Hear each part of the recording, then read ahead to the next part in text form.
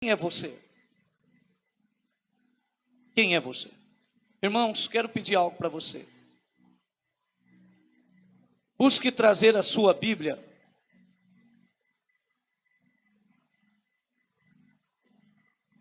E procure desligar o seu celular quando você chega no culto. Eu sei que muitos gostam de utilizar o seu celular. Mas eu gostaria de tratar algo com você e de te explicar. Uma pessoa viciada em drogas, ela consegue ficar, dependendo da droga, até 3 dias em abstinência. Mas cientificamente comprovado, o celular, você não consegue ficar 3 horas sem ele. Ele tem se tornado um vício. E nós precisamos cuidar. Nós precisamos. Esses dias eu disse para a pastora, eu acredito que eu deixei o celular na igreja e comecei a dar glória a Deus, aleluia. Ela disse, por quê? Porque eu quero ficar livre dele.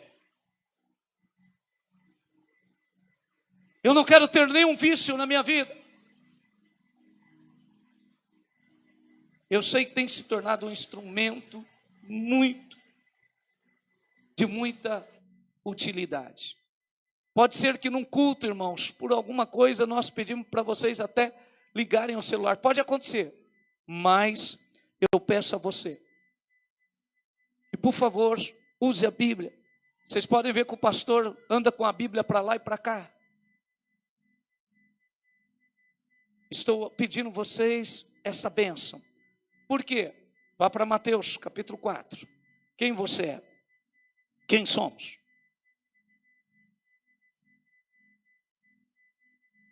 Mateus capítulo 4. No versículo 1. Então foi conduzido Jesus pelo Espírito ao deserto, para ser tentado por quem? Pelo diabo. Irmão, quem você é? Vá para Mateus capítulo 26. Versículo 42. Mateus 26, 42.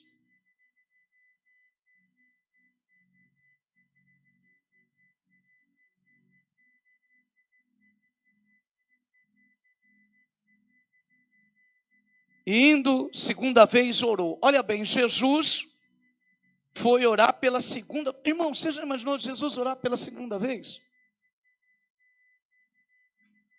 O próprio Filho de Deus, o que andava em espírito 24 horas, foi orar pela segunda vez.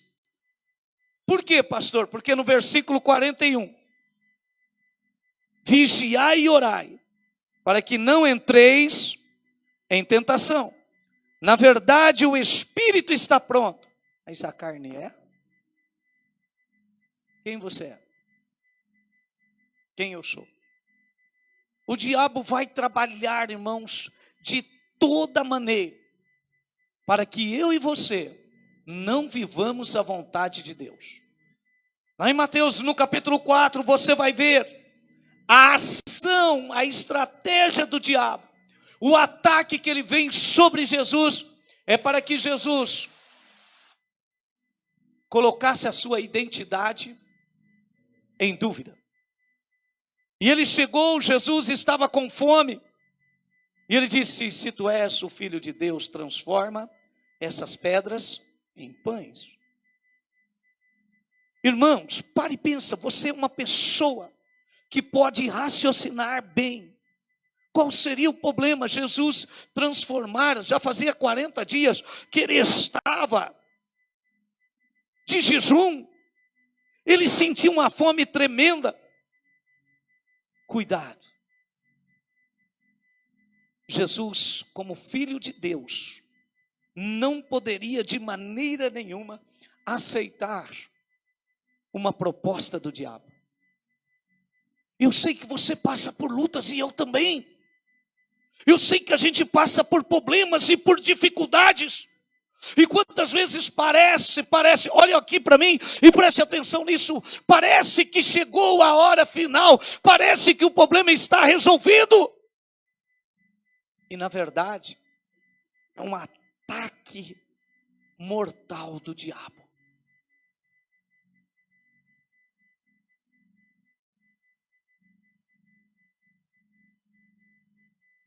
É um ataque terrível, principalmente porque você está cheio de um desejo por algo.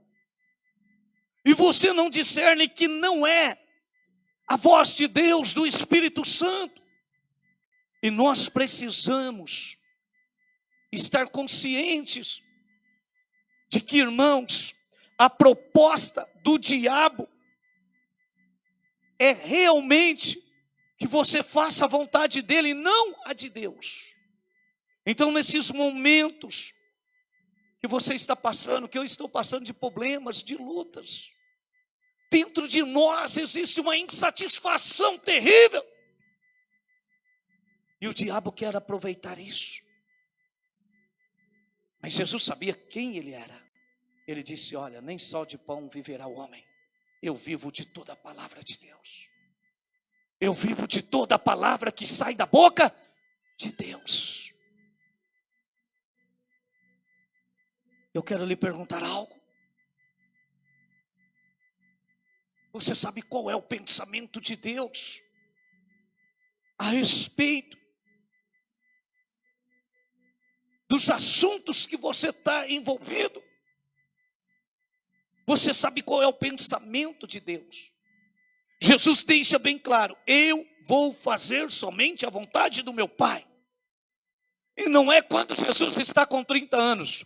Ele com 12 anos já buscava fazer somente a vontade do Pai. Queridos, e quando Jesus chega aos 33 anos, ele faz uma pergunta para todos os seus discípulos: quem dizem os homens que eu sou? Quem dizem os homens que eu sou? E eles disseram: uns dizem que tu és João Batista, outros dizem que tu és Elias, outros dizem que tu és um profeta. E ele olhou e disse: bom, agora eu quero saber, quem vocês acham que eu sou? Isso está em Mateus capítulo 16, no versículo 13. Mateus 16, 13, Jesus quer saber o que falam dele, como vem. Porque Jesus, ele sempre dizia, e é extraordinário o que Jesus dizia, que ele e o Pai eram um. Ele e o Pai, ele sabia quem ele era. Quem você é, meu irmão? Quem você realmente é? E quando você vai à morte de Jesus, antes dele ser sentenciado, ele está diante de Pilatos. E diante de Pilatos, Pilatos quer, no capítulo, abre aí, João, venha comigo para o capítulo 18.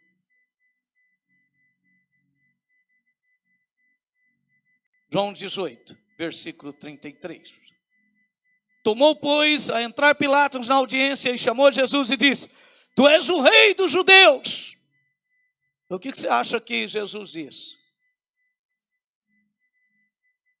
Jesus olha para ele e diz: tu está dizendo de si mesmo ou está dizendo porque os outros falaram? Aí Pilatos diz assim: eu não sou judeu. Aí Jesus olhou para ele e diz, no versículo 36, o meu reino não é deste mundo. É claro que eu sou rei. Eu nasci para isso. No versículo 37, tu dizes que eu sou rei, e eu para isso nasci, para isso vim ao mundo. Irmão, Jesus tinha certeza de quem ele era. Eu e você precisamos começar aqui a destruir paradigmas, a quebrar barreiras. Pastor,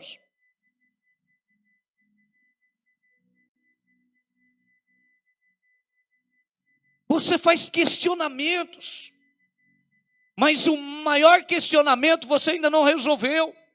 É quem é você?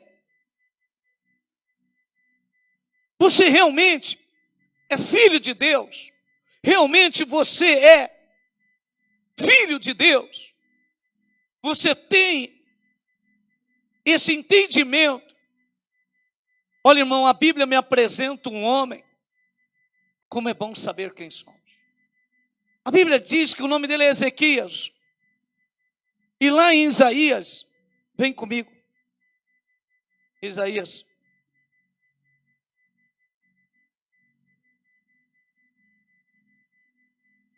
No capítulo 38, versículo 1.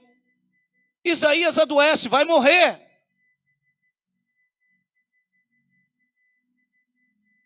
E a Bíblia diz que Deus manda a confirmação, manda o profeta aí e diz, fala para ele pôr a casa dele em ordem que ele vai morrer.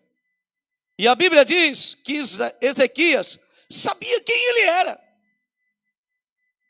Olha o versículo 2. Ah, meu querido, aqui que está.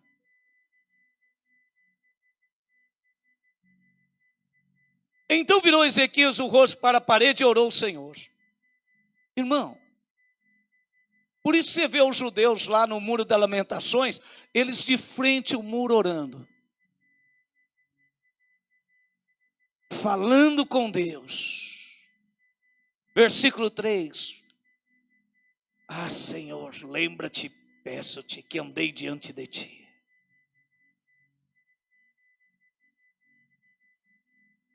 Eu não sou, Senhor, um barco à deriva. Eu não sou um barco sem direção. Senhor, eu sei quem eu sou. Eu sou teu servo, eu andei diante de ti, Senhor. E não andei de qualquer maneira, ele andou em verdade. E com coração perfeito, e fiz o que era reto aos teus olhos. E chorou muitíssimo. Agora esse homem não está chorando diante da parede. Esse homem está chorando diante do Deus dele, a quem ele servia.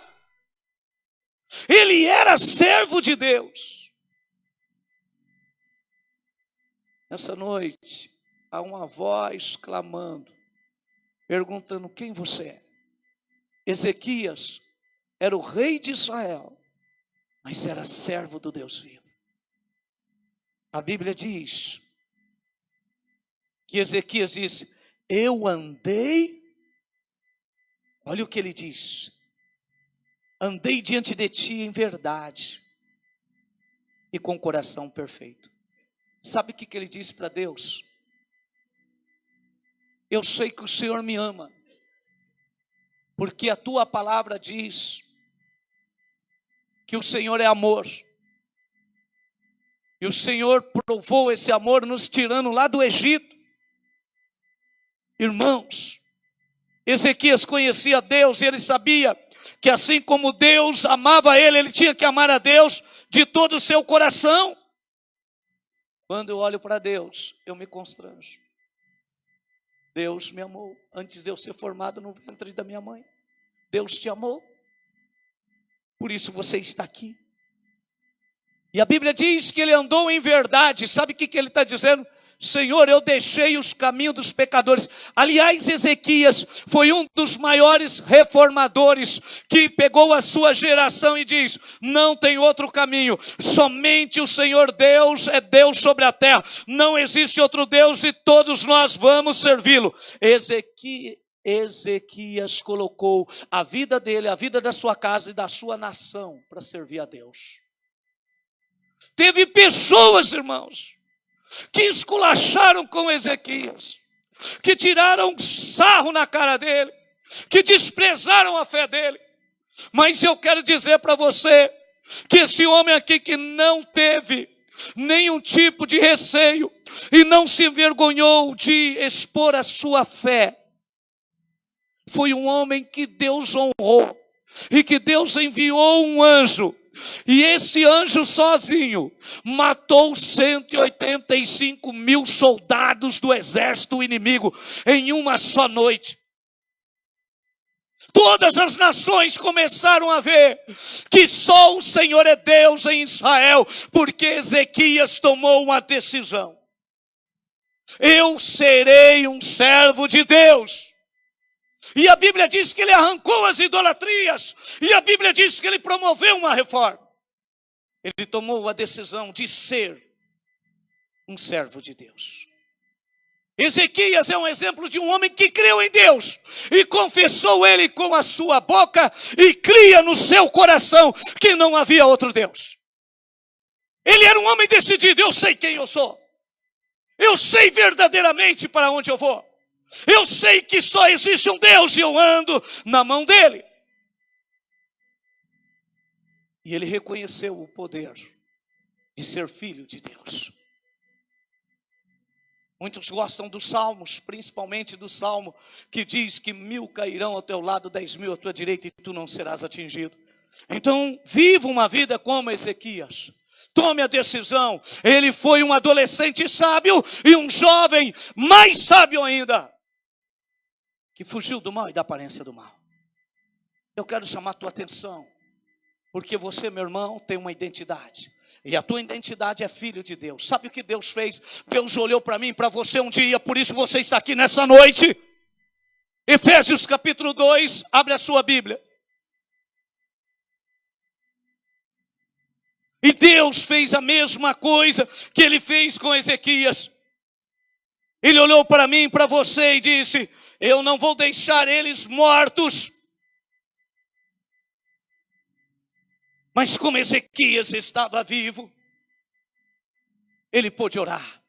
E aqui em Efésios capítulo 2, a Bíblia diz que todos nós estávamos mortos em ofensas e em pecados. E que no outro tempo andaste segundo o curso desse mundo, segundo o príncipe das potestades do ar, do espírito, que agora opera nos filhos da desobediência. Entre os quais todos nós, o Walter, você, antes andávamos nos desejos da nossa carne, fazendo a vontade da carne e dos pensamentos. E éramos por natureza filhos da ira, como os outros também. Mas olha o que diz a Bíblia: mas Deus, que é riquíssimo em misericórdia, pelo seu muito amor com que nos amou, estando ainda nós mortos em nossas ofensas, nos vivificou juntamente com Cristo, e pela graça sois salvos. Se tem um salvo aí, diga aleluia. Olha o 6. Ele te ressuscitou, irmão, juntamente com ele, e nos fez assentar nos lugares celestiais em Cristo Jesus. Por isso que você tem uma identidade. No meio de uma geração, em 2021, você precisa andar, como está aqui na Bíblia, vivificado pelo Espírito de Deus. Jesus, ele ali na cruz do Calvário, ele produziu uma nova vida para mim. Eu o aceitei, eu me arrependi dos meus pecados, ele me lavou no sangue dele, e o Espírito Santo habita em mim, e eu reino agora com Cristo. Eu estou com ele nos lugares celestiais. Ei, aquele que nasceu de novo já não anda segundo a vista desse mundo, mas ele tem uma visão, como está em Joel capítulo 2, do versículo 28 em diante, quando diz que os nossos velhos terão sonho e os nossos jovens terão visão. Eles veem o reino de Deus sobre a terra. Eles carregam o reino de Deus sobre a terra. Se você é uma pessoa desse jeito, aplauda ao Senhor e glorifica a Ele e exalte a Ele.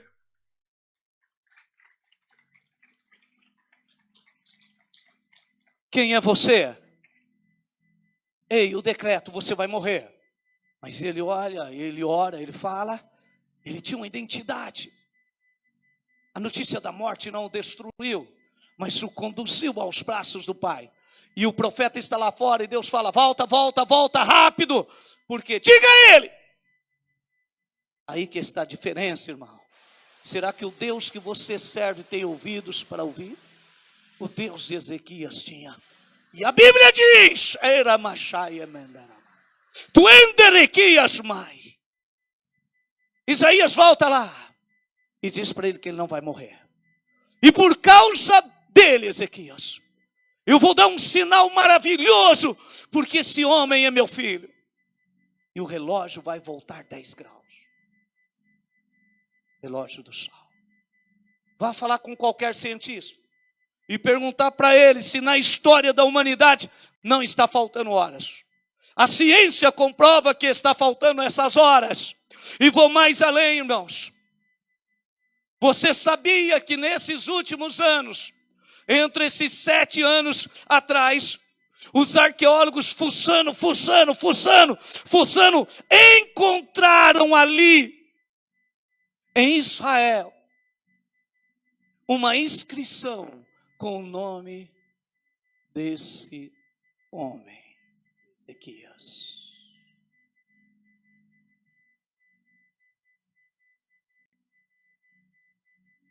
Ele temia Deus, ele amava Deus.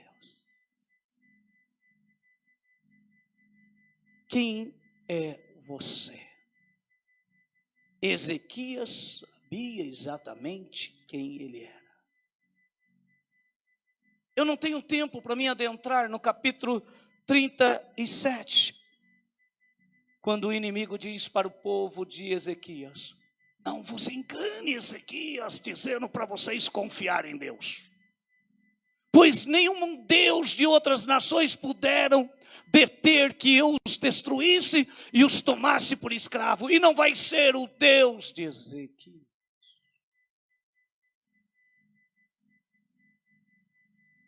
Ezequias se humilha diante de Deus, e Deus não somente o livra, mas Deus o salva e o prospera. Quem é você? A Bíblia diz em 1 Coríntios capítulo 11, versículo 26, julgue-se a si mesmo, e depois come e beba desse pão e beba desse cálice. Coma desse pão e beba desse cálice. 1 Coríntios 11, versículo 26. Mas como eu vou me julgar se eu não tenho a minha identidade? Eu mesmo não sei quem eu sou. O diabo está aí, trabalhando, tentando te cegar. Mas eu quero te dizer que existe um povo que está aqui em 1 Pedro, capítulo 1. 1 Pedro, capítulo 1, versículo 15. Eu quero ler o 14 com você. Tremendo. Os diáconos, por favor, podem vir para servir a Santa Ceia. Aqueles que têm a identidade. Olha 1 Pedro, capítulo 1, versículo 14.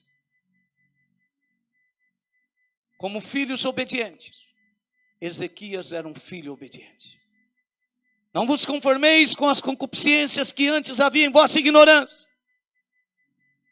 Mas como é santo aquele que vos chamou, sede vós também santo em toda a vossa maneira de viver. Porquanto escrito está, sede santo porque eu sou santo. Ande nessa revelação. Ande nesse entendimento.